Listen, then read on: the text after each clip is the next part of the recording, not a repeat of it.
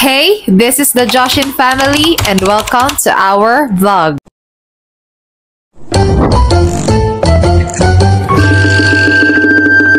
Good day mga Jai, dapat talaga Lunes ko i-upload tong vlog na to, na-busy ako. Nga pala, nung Sabado may nakausap na si Daddy na gagawa ng case cover ng washing machine namin. Kinagabihan, may bisita kami ng mga solid member ng R150 All-Star Nation. Sobrang nag-enjoy kami nung gabi na yan, nga lang bitin yung oras sa kwentuhan at tawanan, di bale may susunod pa naman. And for today's ganap, ayan, ngarag-ngarag na naman tayo.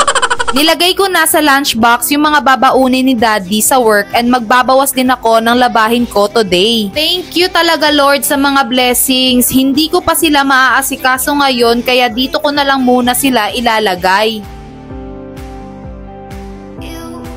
Daddy, yung box nga.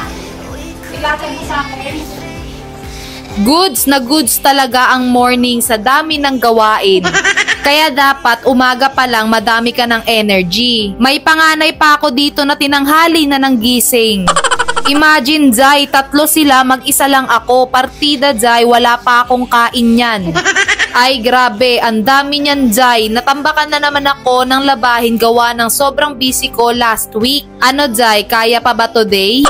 Buti na lang naka-automatic na ako at malaking tulong talaga kapag naka-automatic washing machine ka na. Kasi ilalagay mo na lang yung mga labahin mo, lalagyan mo ng liquid detergent or sabon and then seset mo lang. Pwede mo na siyang iwanan. Aray ko.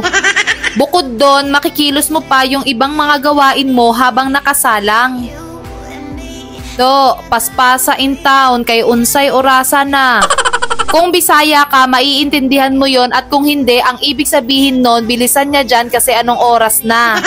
6:30, nag-aayos na yan si Daddy. 6:40, dapat nasa biyahe na siya para 7 o'clock nasa office na siya. Pero syempre, bago siya umalis, baunan din natin ng kiss kahit kaka-hold up niya lang sa akin kaninang umaga.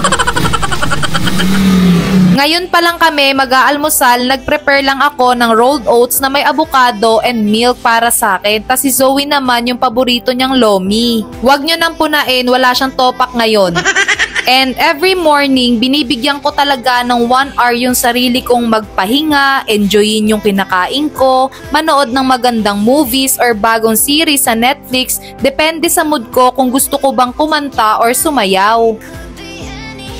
Syempre, pagkatapos ko mag-chill-chill, balik na ulit sa mga gawain. Hindi ko pa to ngayon lulutuin pero lilinisan ko na at huhugasan para kung sakaling mabisi ako sa work ko mamaya, at least nakaprepare na at lulutuin ko na lang.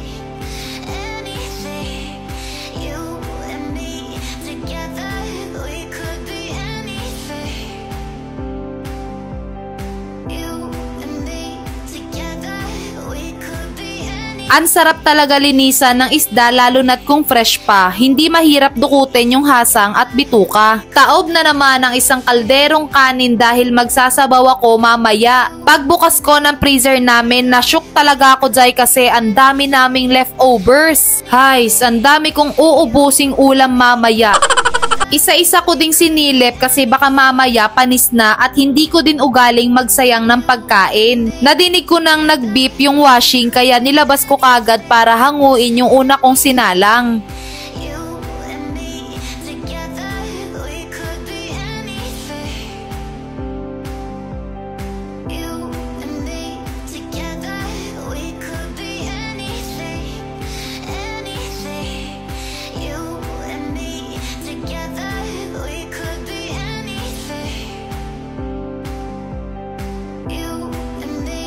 Pinagkukuha ko na din tong mga nilabhang ko nung isang araw at dito ko muna sila nilagay sa foam.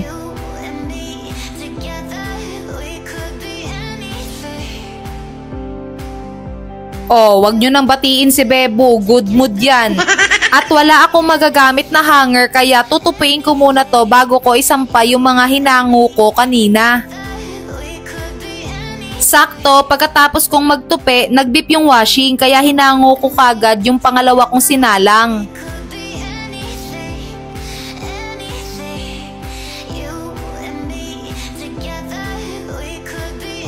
Wala nang patumpik-tumpik, sampay na kagad. Hindi na ako nagsalang, sakto na yung 2 ikot sa araw na to, bukas naman. Magte 10 o'clock na ng mga oras na to kaya pinaliguan ko na si Zoe at nakapagsaing na din ako. Tapos nagpatong lang ako ng matinong damit kasi di pwede yung suot ko kanina, Diyos ko baka pagtinginan ako ng mga bata doon. Grabe, nakakangarag no? Umaga pa lang ang dami mo nang gawain. Pero okay lang at hindi ako magsasawang pagsilbihan ang pamilya ko. Malapit na mag 10:30 kaya nag-teleport na kami papunta sa school. Nagintay lang kami ng ilang minutes, labasan na din nila Kuya Zion.